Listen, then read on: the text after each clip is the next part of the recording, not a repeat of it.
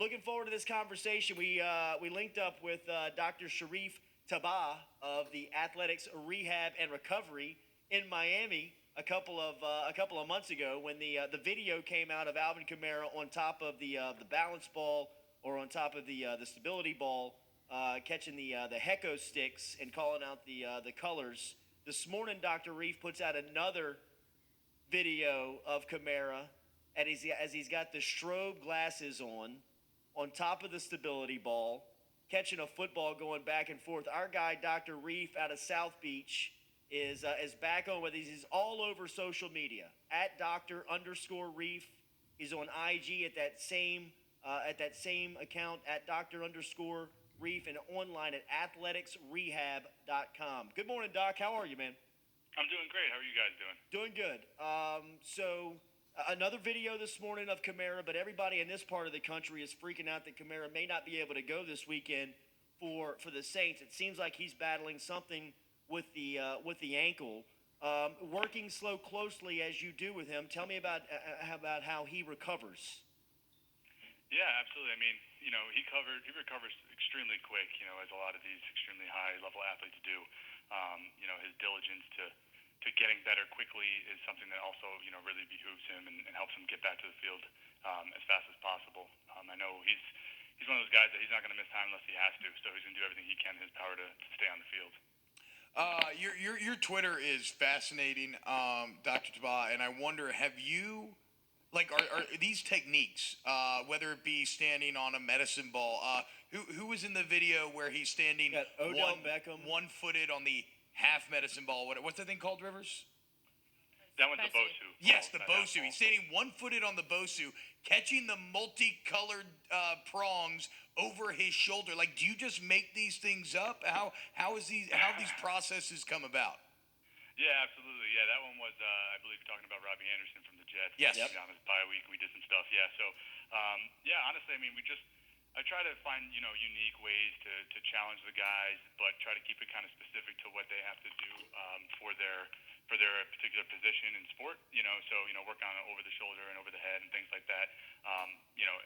You can see how hard that is if you balance on one leg on the floor and then just look up at the ceiling. Watch how much harder that gets. Now try to do it on a Bosu ball and catch colors that are being called in split seconds. So, just find ways to challenge not only the stability and the balance, but the mental and the responsiveness and reactiveness. So.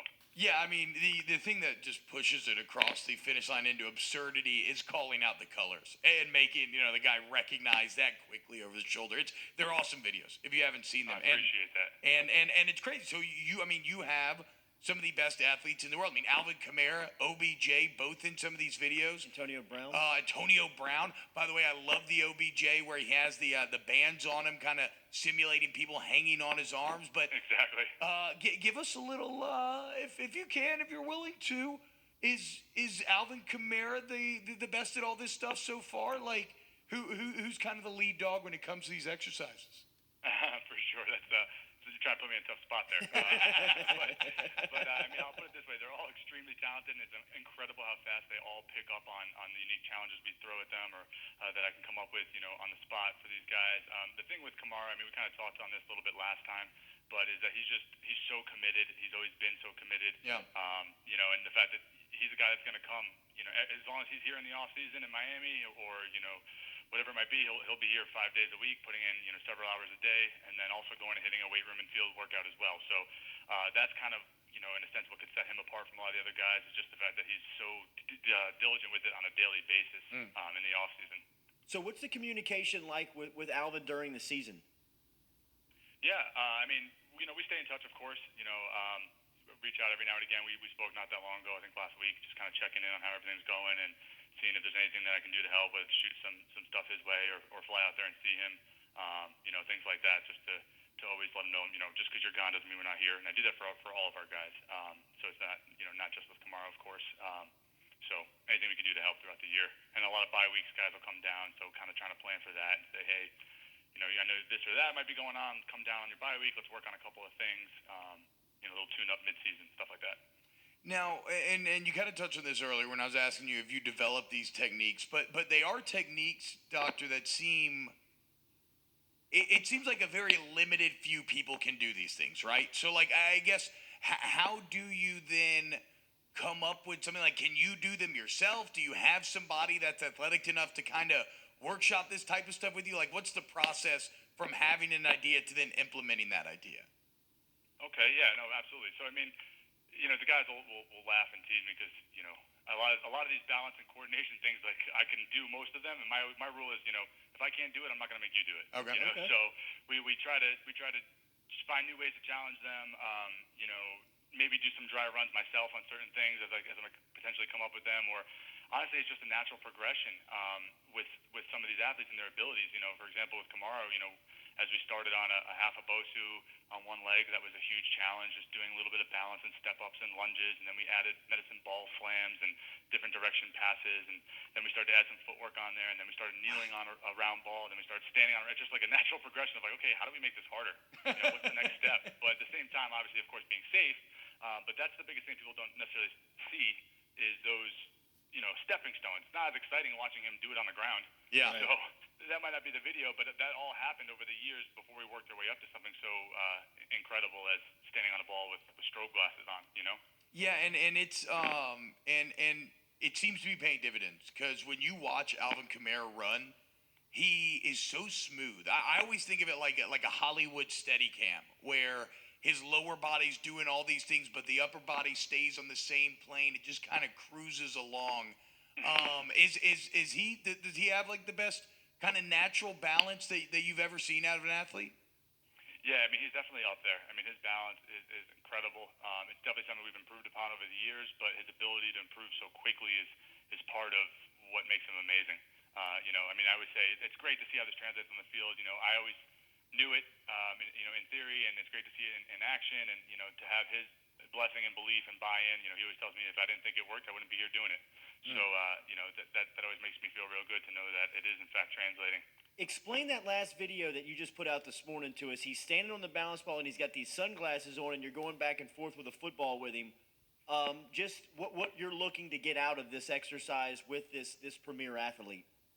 Sure. Yeah. So I mean, this is beyond crazy. I mean, someone could kind of try to comprehend how this was one of the most impressive, ridiculous things I've ever seen. I mean, we kind of concepted it and we were like, that would be crazy. And he was like, all right, let's do it. And I was like, that's awesome. All right. I mean, I think you're ready, so let's see. And we kind of eased into it first. We didn't just throw him up there and grab the camera. Obviously we did a couple of dry runs. We were there with some support and protection in the back and things like that originally to get him comfortable. But the unique challenge of that, I mean, the strobe glasses in and of themselves are incredibly challenging. So they flash and block out your vision in increments. We can do one eye at a time. We can do alternating. We can do simultaneous.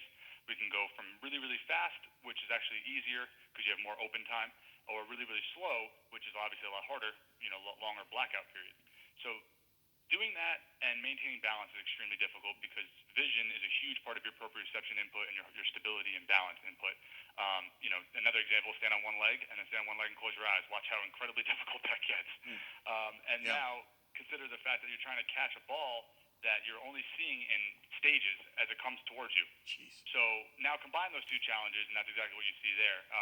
So just it improves his hand-eye coordination, it improves his dynamic stability, his ability to feel where he is in space. That's kind of what we call proprioception, his ability to feel, okay, I'm sliding this way, let me correct myself. I mean, at the end of the video, you see me kind of leap out because I thought he was going down. And and he's so incredible, he kind of knew how to correct himself, and he was fine. And he just stepped off the ball like it was nothing. And it never looks awkward. He never looks awkward. It looks like he's just standing. Incredible. I think that's a great point, Doctor. For anybody who's wondering just how tough this stuff is, stand up right now. If you're at your desk, stand on one leg and close your eyes. Like, as soon as you take vision away, it becomes nearly impossible to balance, at least for us mortals. And now I'm going to throw balls at you. You have to catch. Yeah, exactly. We're talking to Dr. Sharif Tabbah here on Off the Bench, 104.500 with the 94.7 ESPN. I think we've asked you about this in the past, but I don't think a refresher is bad. How did this relationship with Kamara come about originally, and then kind of what kind of impact has it had in terms of getting your techniques and getting these exercises kind of out there into the world? Oh, no, absolutely. I mean, our relationship, started, we met during his combine prep process, his draft prep process. He was part of a class we recruited in. I was partnered with some other people at the time that, we kind of brought him in together and just was able to develop the relationship. I mean, I kind of was drawn to him very early on just because he was very driven and just dedicated to the process. He didn't goof around. He came in with his head down, just kind of wanted to get things done, and I just knew he was going to be somebody special. And honestly, it's just kind of been a natural progression of our exercises and just the process that we do with people to take him through new ways to challenge him, and it just kind of morphed into what it's become, largely because of his ability to stay dedicated and his ability to overcome new challenges that I throw at him. Dr. Reef, your book of clients speak for themselves. You can see all of their work, whether it's Antonio Brown, Odell Beckham Jr., or of course Alvin Kamara working out on his Twitter account, on his IG page. The handle is at Dr_Reef. We always enjoy the conversation, man. We appreciate you stopping by this morning. Thank you so much for having me again, guys. It's always wonderful to talk to you. Yeah, Absolutely. Doc, by the way, little Rihanna, we found love at a hopeless place, 9:30 in the morning. That's very Miami. Very Miami. It's setting the coming mood. from the studio next door for what it's worth. Wow. That's Wow. awesome. That's even They better. are banging it. That's even better. South Beach at 9:30 a.m. I need some in my life. Thank you, Doc.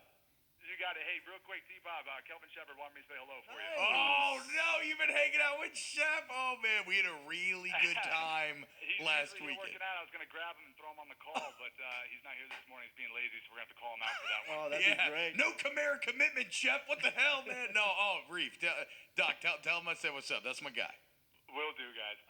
All right, There he take is. it easy. Thank you, Dr. Reef, checking in from Miami this morning Yeah. with the another video posted with Kamara that you can find. He's talking about that the strobe glasses he has on, and he's throwing a football to him as Kamara is standing on a balance ball. I mean, it's incredible video to look at because it just doesn't look real. I didn't realize that that's what those glasses do. I didn't know exactly what they did. So they literally block out the vision as the ball is in the air, which is great for simulating.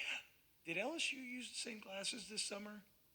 I know they did a lot of techniques to simulate turning around when the ball's already in the air and quickly identifying it. They used a Batman mask or so something along those lines at least, but pretty fascinating stuff. Also, yeah, I had a great time hanging out with Shep last weekend, and it sounds like Shep loves living in South Beach. Wouldn't you? Turns out if you're a professional athlete, South Beach can be quite fun.